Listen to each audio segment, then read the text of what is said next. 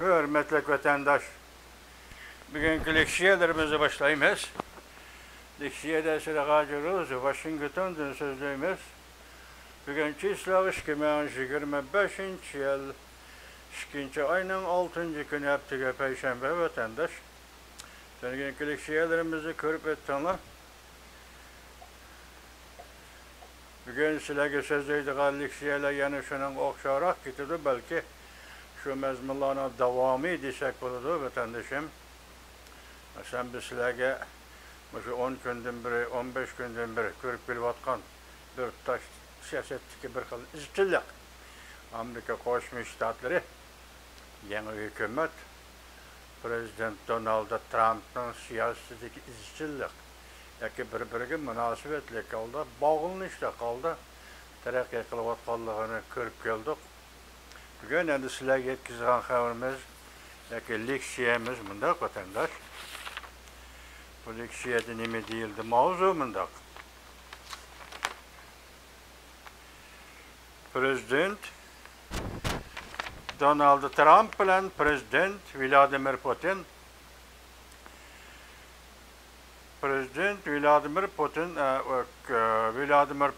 ko'rishdi. Prezident Vladimir Putinning tayyorlik xizmati oxirgi bosqichga kirib keldi. Rossiya taraf vaqt nuqtasini oshkorladi. Mavzuli xabar 2. ayning 6. günü Venvitor betida e'lon qilindi. Xabar bunday başlandı vatandaş. Rossiya davlat matbuoti, ya'ni Rossiya agentligi Rossiyada nüfuzluq davlat Duma a'zosining so'zidan naql keltirib bunday ko'rsatdi. Rossiya prezidentining Amerika Qo'shma Shtatlari prezident Donald Trump bilan ko'rishishga tayyorlik qilayotgan xizmatlari oxirgi bosqichga yetib keldi. Rossiya Duma Xalqaro ishlar komitetining raisi Leon Slovitskiy bunday ko'rsatdi. Prezident Vladimir Putin bilan Amerika Qo'shma Shtatlari prezidenti Donald Trump 2. ay yoki 3. ay ichida ko'rishdi. Yadro qurollarini boshqarish va yer shari energiya bahsi masalasi hamda prezident Donald Trump umid qiladigan Rossiya-Ukraina urushini tez arada oxirlashtirish ve O'rta Sharq vaziyati qatorliq mavzularda ikki davlat rahbarlari suhbat olib bordi. Yani 3. ayning 3. kuni demabdi. Shundaqdimi bu xabar, yani Amerika Qo'shma Shtatlarining prezidenti Donald Trump bilan Rossiya Federatsiyasining prezidenti Vladimir Putinning ko'rishadiganligi, suhbatlashadiganligi mana arqa-arqadan kelyapti vatandoshlar. Endilikda sizlarga yana bir xabar. İsrail'e bunday ko'rsatdi. Falastinliklarning G'azzodan ayrilish xizmati allaqachon boshlandi. Aqsaray bunday tushuntirdi. Ko'chish bu faqat vaqtli tadbirdir. Mavzuli xabar 7. ayning 7. kuni Amerika ovozidan Xitoy tili programmasi e'lon qilindi. Xabar bunday boshlandi. İsrail'e 2. ayning 6. günü bunday ko'rsatdi.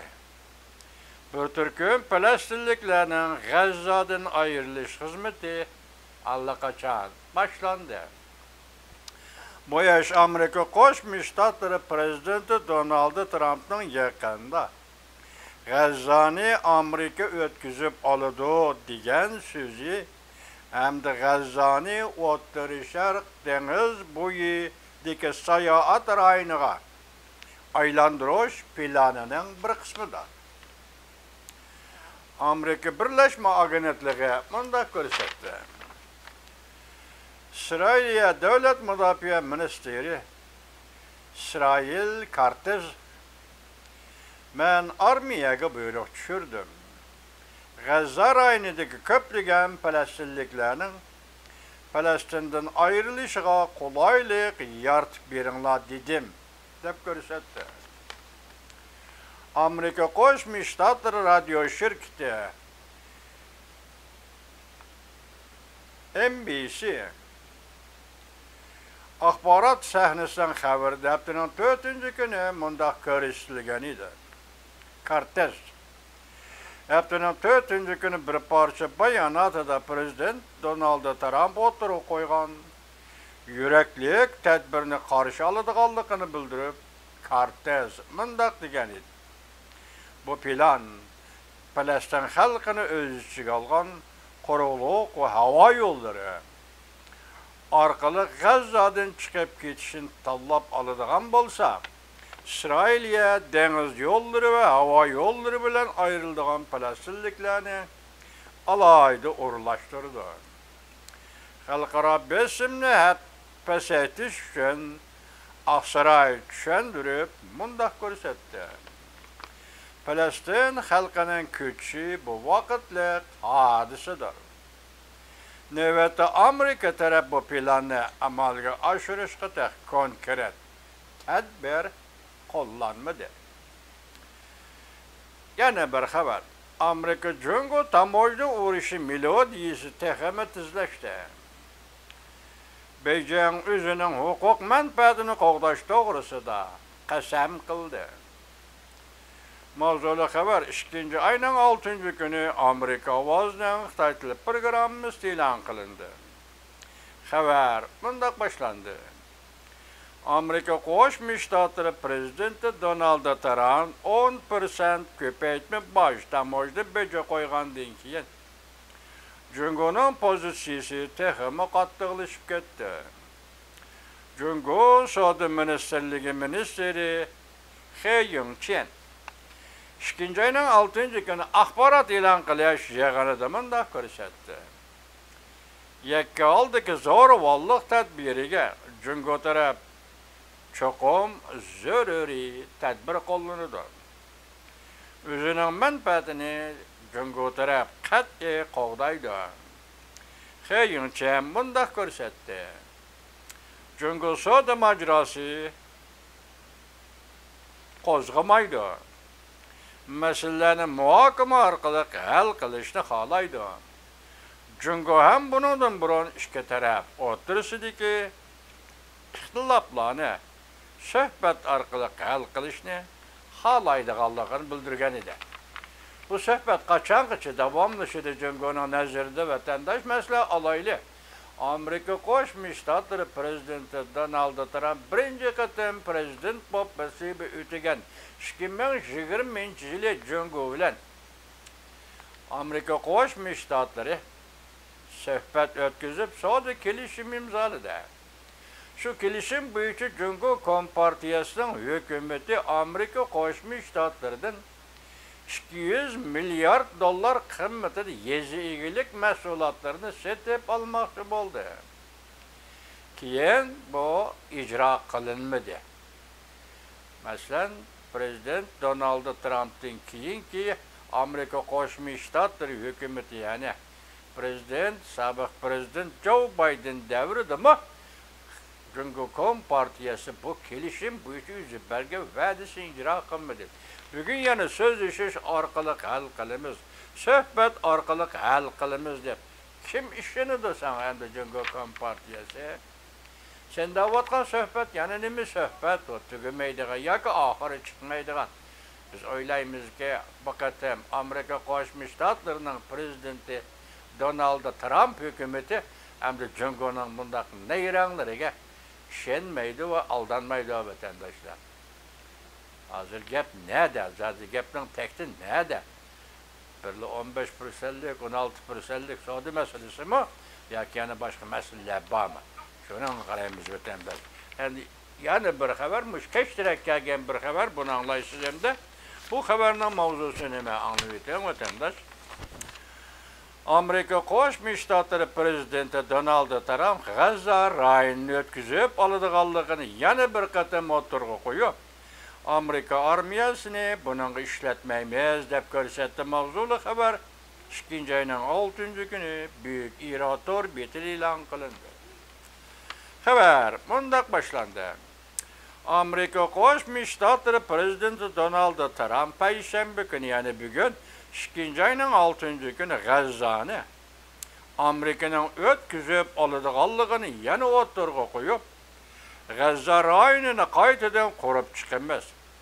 Bu ishga Amerika armiyasi aralashmaydi deb ko'rsatdi. Haqiqat miqyosida, ya'ni kechiringlar, haqiqat matbuotida, o'zining sotsial matbuoti deyman. Haqiqat matbuot fikr qoldirib, haftaning 2 kuni, ya'ni 2 ayning 4 kuni o'tirib qo'ygan G'azzani o'tkazib elish fikrini tafsiliy sharhlab Prezident Donald Trump o'zining maslahatchilariga bunday tushuntirdi. Urush oxirlashgandan keyin Isroiliya G'azza rayonini Amerikaga o'tkazib berdi. Diqqat vatandosh. Urush oxirlashgandan keyin Isroiliya G'azza rayonini Amerika Qo'shma Shtatlariga o'tkazib berdi. Prezident Trump bunday ko'rsatdi. Falastin xalqi texama bexatar, texama go'zal rayonlarga o'rnashtirilishi kerak edi. Zamonaviy turalg'i o'yladi turishi kerak edi. Ular baxtli turmush, bexatar va erkin turmush kechirishi kerak edi. Prezident Donald Trump haqiqat matbuoti davomlashtirib fikr qoldirib bunday ko'rsatdi. Amerika dunyoning har qaysi joylaridan keladigan ichish va taraqqiyot shirkatlari bilan hamkorlashib, osta va ehtiyotchanlik bilan dunyodagi o'xshash turlarga o'xshaydigan eng zo'r, eng go'zal turlarni, ya'ni qurilish turlarini boshlaydi. G'azzada. Prezident Trump bunday ko'rsatdi. Men bunday hisoblayman. Sen bu yerni kishilarning ishongisi kelmaydigan xalqaro rayon deb bilsang bo'ladi. Men suyumlik bo'lib olganim yo'q. Men aqlli bo'lib olganim yo'q. Lekin biz G'azzani O'rta Sharqning Rivera'siga aylantiramiz. Lekin biz G'azzani O'rta Sharqning Rivera'siga aylantiramiz. Rivera Fransiyaning Marsas vodisidan boshlanib, Italiyaning Rossiya va O'rta dengizdan sahil qirg'oqlargacha bo'lgan joy makonlar güzel, iqlimi yaxshi bo'lib, sayohatchilik bilan danq chiqqan yer hisoblanadi. Bu yerlar shu go'zal joylarning hammasi Rivera deb ataladi ekan. Men turgan lug'atni izlab topolmadim degan edim, bugun yetib keldi. Men uni bir diniy ishlarga munosabatlik bir qom yoki bir doiradagi ishmikin degandim, undaq emas. Hozir Fransiya, Italiya o'rtasida O'rta dengiz mushtarablarni qo'shganda shunaq bir go'zal yer bor ekanda, bu endi dunyoda sayohatchilik rayoni sifatida Rivera deb ataladi ekan. Bugun Prezident Trump biz G'azza rayonini dal ashundaq Rivera rayoniga aylantiramiz deb ko'rsatdi vatandoshim. Biz G'azzani shundaq yasab chiqamiz demoqchi Prezident Trump. Oqsaroyning bayonotchisi Caroline Levitt chorshanba, ya'ni 2 ayning 5-kuni bunday ko'rsatdi. Prezident Trump G'azzaga armiya avatimiz demedi. Balki Falastin xalqining ko'chib ketishi vaqtlik masaladir. Buning ishonimiz vatandoshim. Amerika Qo'shma Shtatlarining bu masalada, masalan, G'azza masalasida bu vaqtlik masala ekanligiga ishonimiz vatandoshim. Men tunugan sizlarga bir leksiyadan keyin bir muhokama shaklida bir mavzu ostida leksiya so'zlagan edim, uni chiqarammadim. Hozir so'zlayman, xudo bersin. Kameramga to'liq qaray, mikrofonga to'liq qaray. Tunugun mikrofonu açmaysınız depti men vatandaş. Dedim o sizge şu vaqt adam emgek kılga adamga yaman ağır keldi ki vatandaş bunda. Bunun mavzusu nima deseniz, mavzu mundaq vatandaş. Dünyani zilzilge salgan 10 kun. Hazır başlayımız vatandaş.